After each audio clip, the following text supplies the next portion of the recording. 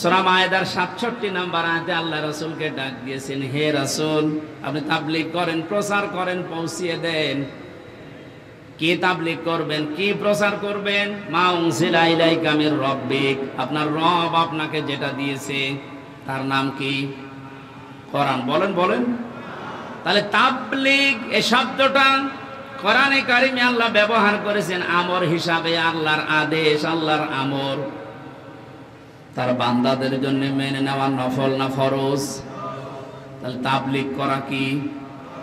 বলেন বলেন, আপনি ভুল বুঝবেন না। তাবলীগ করা ফরজ। কিসের তাবলীগ? মা উনজিলা ইলাইকা মির রাব্বিক, আপনার রব আপনার উপরে যেটা নাজিল করেছে, এই আয়াত অনুযায়ী ফতোয়া বের হয়, পৃথিবীতে তাবলীগ হবে কোরআনে। আল্লাহ পাক বলেন, আমি ভালোভাবে জানি কোরআনের তাবলীগ যদি আপনি করতে চান, আপনার উপরে বিপদ আপদ মুসিবত আসবে। আল্লাহু ইয়াসিমুকা মিনান নাস। ইয়াসিমু এটা মোসারে, বর্তমান, ভবিষ্যৎ, প্রেজেন্ট, ফিউচার। শুধু বিশ্ব নবীকে আল্লাহ একা আদেশ দেননি, হে নবী কিয়ামত পর্যন্ত এই আয়াতটা কোরআনে থাকবে না? থাকবে না? সত্যি যদি কোরআনে কারীম আমি আল্লাহর কালাম, এটা তাবলীগ করা ফরজ, এই বিশ্বাস নিয়ে মানুষ যদি তাবলীগ করতে চায়, প্রচার করতে শুরু করে, বিপদ আপদ মুসিবত আসবে, আমি আল্লাহ নিজে আপনাকে বাঁচাচ্ছি, তাদেরকেও বাঁচাবো। এদের উপরে পরিপূর্ণ বিশ্বাস নিয়ে যখন ওই ছোট বয়সে, কয় বছরের বয়স ছিল তখন? কেবল ইন্টার শেষ করে বিশ্ববিদ্যালয়ে গেছি, খুব বেশি হলো 19-20 বছর হবে। এই 20 বছর বয়স থেকে আমি দেখেছি কোরআনে কারিমের সঠিক তাবলীগ করার কারণে, যদি ওই সময় আমাকে পুলিশ ধরেছিল, হাজতে নিয়েছিল, জেলে গিয়েছিলাম, আল্লাহ এমন ভাবে বাঁচিয়েছে, তা আমারও বিশ্বাস হয়নি যে এভাবে বাঁচা যায়। এটা আল্লাহর কোরআনের উপরে বিশ্বাস অগাধ। ওই যে বলছিলাম, দুনিয়াতে যে যেই কাজে আছেন ওই বিষয়ের উপরে জ্ঞান অর্জন করে দক্ষতা নিয়ে এগিয়ে যাওয়ার সামনে এ তাকওয়া যদি তৈরি হয়, প্রথম আল্লাহ ফলাফল দেবেন। বিপদে পড়লে এমন জায়গা থেকে সাহায্য আসবে যেটা চিন্তার বাইরে। জোরে বলেন সুবহানাল্লাহ। আমি 9টা বলতে পারলাম না, এগুলো আছে। আমার মূল বিষয় কুনু মা'আস সাদিকিন, আল্লাহর আদেশ তোমরা সত্যবাদী যারা আছে তাদের সঙ্গে থাকো। এই আদেশ কার? আরো জোরে বলেন। এই আয়াতটা নিয়ে আজ সবচাইতে বেশি ভেজাল বাংলাদেশের, ভারতে। আপনি যত দরবারে যাবেন সেখানে আয়াতটা আগে পাবেন। তারা বলবে আল্লাহকে ভয় করা, সত্যবাদীদের সাথে থাকো। সত্যবাদী মানে পীর সাহেব। অথচ সাদিকিন, সত্যবাদী কারা? এ কথা বলবে কে বলেন তো?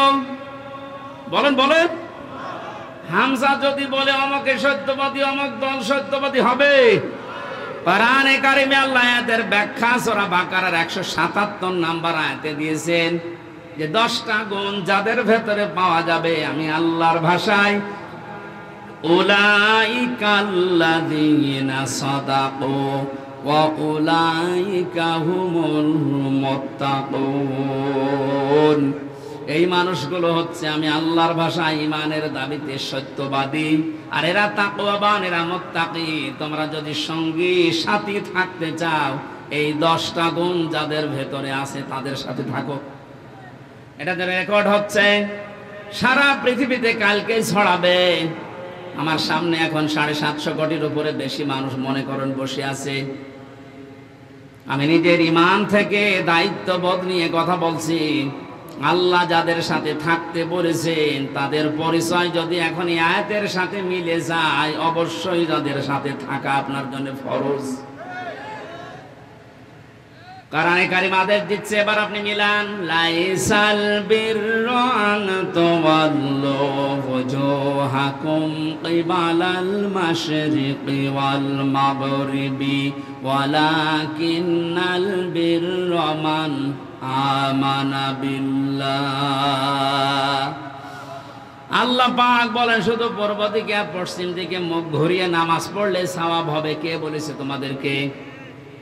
শুধু মুখ ঘুরিয়ে নামাজ পড়লেই মনে করছো না আমার সওয়াব এত বেশি হয়ে গেছে, জান্নাত আমার জন্য যথেষ্ট? কখনোই না। ওয়ালাকিন্নাল বিররা মান আমানা বিল্লাহ। আরে আসল নেকির কাজেই দুনিয়াতে আল্লাহর উপরে বিশ্বাস করা। কার উপরে? এখন আল্লাহর উপরে বিশ্বাস কি? এখন বলেন যে জন্মের পর থেকে যে শব্দ শুনছি আল্লাহর উপরে ঈমান আনা, বিশ্বাস করা। কোন মানুষ যদি রংপুরবাসী ভালো করে খেয়াল করেন, কোন মানুষ যদি বলে আল্লাহর উপরে আমি বিশ্বাস করেছি, তার ভেতরে কমপক্ষে 4টা জিনিস পাওয়া যাবে, মাস্ট বি।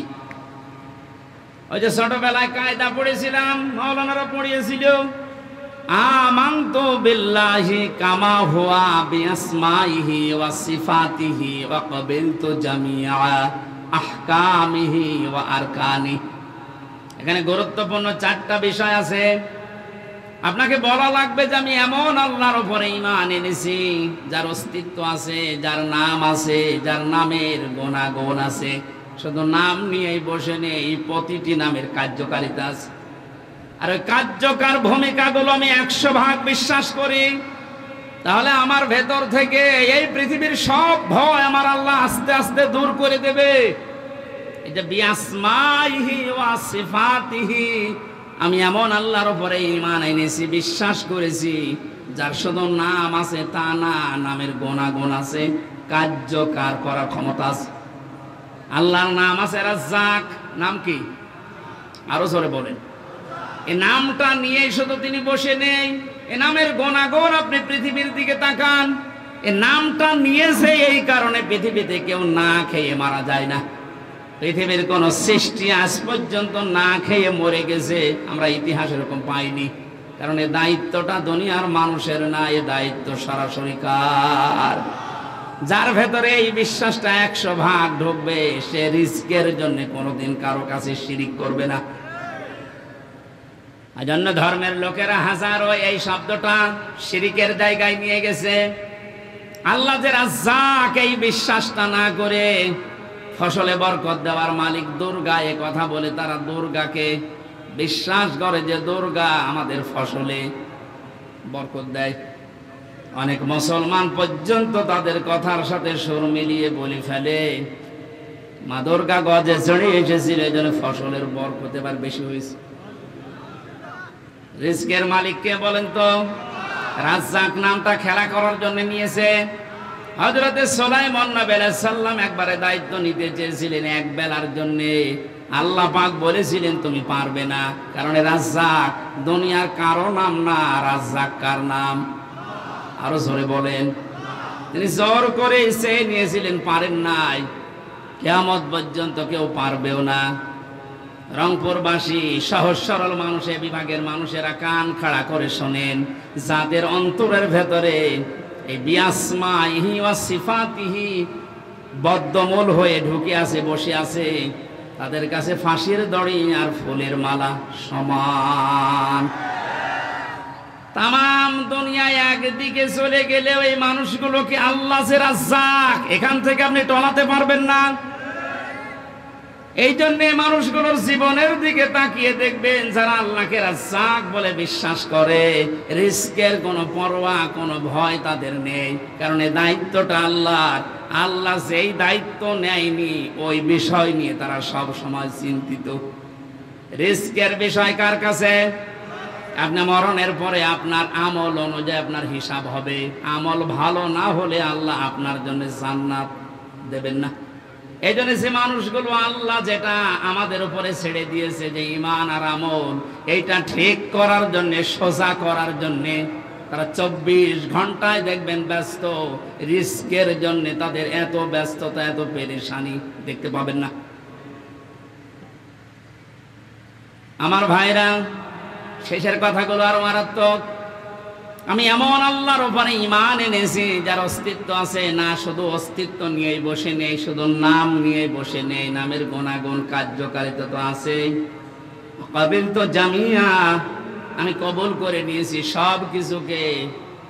আহকামিহি ওয়া আরকানি, যত বিধান তিনি আমার জন্য দিয়েছেন দুনিয়াতে সব আমি কবুল করে নিলাম, স্বীকার করলাম। যত হুকুম আহকাম আরকান আছে সব আমি মেনে নিয়েছি। এই চারটা বিষয় গুরুত্বপূর্ণ ভাবে আল্লাহকে সেই ছোটবেলায় আমরা শুনিয়েছি কায়দা পড়তে গিয়ে। কোন মানুষ যদি ঈমান আনে যে আমানতু বিল্লাহ, আমি ঈমান এনেছি, কয়টা বিষয় মানা লাগবে বলেন তো? আল্লাহ বলেন এটা আসল নেকির কাজ। এটা যার ভেতরে বদ্ধমূল হবে তার দ্বিতীয় নম্বর কাজ হবে ওয়াল ইয়াউমিল আখিরি, এই মানুষগুলো কিয়ামতে জবাব দেওয়া লাগবে, এই বিশ্বাস তার ভেতরে দিন দিন তৈরি হবে। যে জাতির ভেতরে কিয়ামতের বিশ্বাস যত বেশি তৈরি হবে ওই জাতি তত বেশি জবাবদিহিমূলক আচরণ করবে। মরণের পরে জবাব দেওয়া লাগবে, আল্লাহর দরবারে দাঁড়ানো লাগবে। বিশ্বাস আজ আমাদের ভেতরে নেই, এই জন্য আমরা বেপরোয়া জীবন যাপন করছি। আয়াতের তাফসিরে আজকেই পড়ছিলাম কোন মাসাদিকিন, আল্লাহ পাক জানিয়েছেন হে নবী আপনি বলেন দুনিয়াতে যারা সত্যি পৃথিবীতে সত্যের উপরে টিকে থাকার জন্য চেষ্টা চালায়, আসমানে একটা ঘোষণা হয়ে যায় যে আমার ওই বান্দা ওই বান্দি সত্যবাদী করে বলেন সুবহানাল্লাহ। কোন মানুষ যখন সত্যবাদী হিসাবে পরিগণিত হয়, ঘোষণা হয় আসমান জমিনে, আল্লাহ পাক ওই সত্যের দ্বারা তাকে জান্নাতের দিকে এগিয়ে দেন। আর কোন মানুষ যখন মিথ্যার উপরে মিথ্যাকে প্রতিষ্ঠা করার জন্য চেষ্টা চালায়, আসমান জমিনের যে ঘোষক ফেরেশতা আছে ঘোষণা দিয়ে দেয় যে ওই লোকটা ওই মেয়েটা মিথ্যাবাদী, ওর নাম মিথ্যাবাদী হিসাবে পরিগণিত হয়ে যায়। ওই মানুষটা মরণের আগে আর ঈমান পায় না, ও বেঈমান হয়ে মারা যায়, কারণ মিথ্যা এই পৃথিবীর সব পাপের মূল। এই আয়াত থেকে আপনি কি বুঝলেন? মিথ্যাকে আজ যারা জানা শোনার পরে প্রতিষ্ঠিত করতে চান, কায়েম করতে চান, দাঁড় করিয়ে রাখতে চান, হয়তো আপনি আরো 50 বছর এই দুনিয়ায় টিকে থাকতে পারবেন, কিন্তু মরণের সময় আপনি ঈমান পাবেন না, বেঈমান হয়ে মরবেন। মিথ্যা সব সময় নিয়ে যায় জাহান্নামের পথ দেখাতে। আল্লাহ এই শব্দটা সহজ ভাবে আমাদের দুই দলকে, সত্য এবং মিথ্যার উপরে যারা আছি, এই দুই দলকে এই শব্দটা সহজভাবে বোঝার তৌফিক দেন, বলেন আমিন। আপনাদের আমিন শুনে বোঝা যাচ্ছে যেটা আপনি মানবেন না। কিয়ামতের বিশ্বাস যে জাতির ভেতরে যত বদ্ধমূল ভাবে বসে যাবে, ওই জাতির কাছে জবাবদিহিমূলক আচরণ পাওয়া যাবে। এইটা তৈরি করার জন্য আজ বাংলাদেশে জনগণের সামনে কোরআন দিয়ে আমরা কথা বলতে চাই। আপনার কাজ ছিল এইটা, ওই কাজ আমরা করে দিচ্ছি, আমাদের আরো বাহবা দেওয়া দরকার। কিন্তু অনেক জালেম আছে আমাদের কাজে বাধা দেয়, আরো বন্ধ করে দেয়। ওয়াল ইয়াউমিল আখির পর্যন্ত আল্লাহ শেষ করেননি। এই শব্দটার ভেতরে এত কিছু লুকিয়ে পেয়েছি আমি। কোন মানুষ যদি সত্যিই বলে আল্লাহ কিয়ামতে আমার জবাব দেওয়া লাগবে, এটা আমি বিশ্বাস করি, দেখবেন ওর জীবন ওই দিন থেকে আস্তে আস্তে পরিবর্তন হয়ে যাচ্ছে। ওর চলাফেরা, ওর কথাবার্তা, ওর লেনদেন, ওর আচার আচরণ সব পাল্টিয়ে গেছে।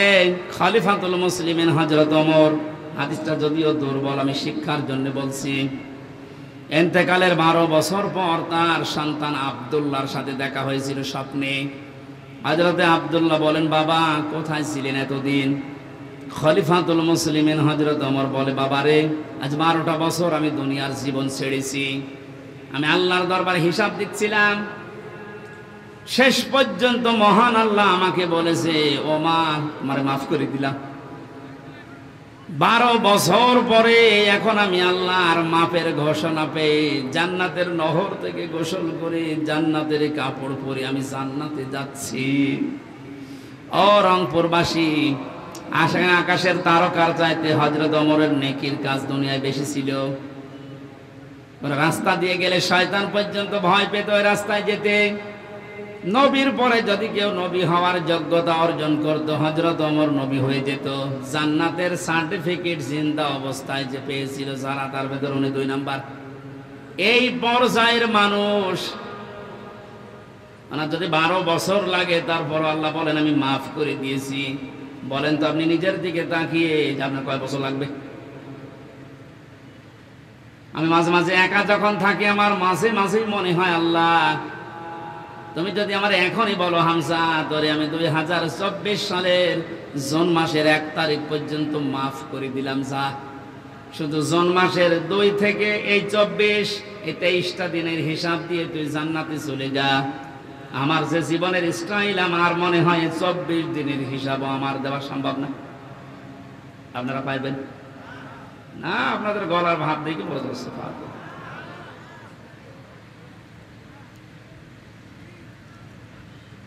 হিসাবের এই কথাগুলো মারাত্মক ভাবে আল্লাহ বারবার বিভিন্ন সূরাতে আমাদেরকে শুনিয়েছেন। সূরা হাক্কাতটা পড়বেন ভালো করে, আর সূরা আল কারিয়া সূরাটা পড়বেন বাড়িতে। আমাদের সময় নির্ধারিত, তো এই জন্য ব্যাখ্যা করা যাচ্ছে না। ওয়াল ইয়াউমিল আখিরি ওয়াল মালাইকাতি ওয়াল কিতাবি ওয়ান নাবিয়্যিন, এখানে একটা একটা করে 10টা গুণের কথা আছে। এই গুণগুলো দুনিয়ায় যারা অর্জন করতে পারে, এই মানুষগুলো আল্লাহর ভাষায় সত্যবাদী। আল্লাহর ভাষায় কি? আমার কেবল 2টা হয়েছে, এখনো 8টা বাকি আছে। আমি শেষ করে দেব। এই 8টা শুনবেন কারা? হাত তোলেন তো দেখি।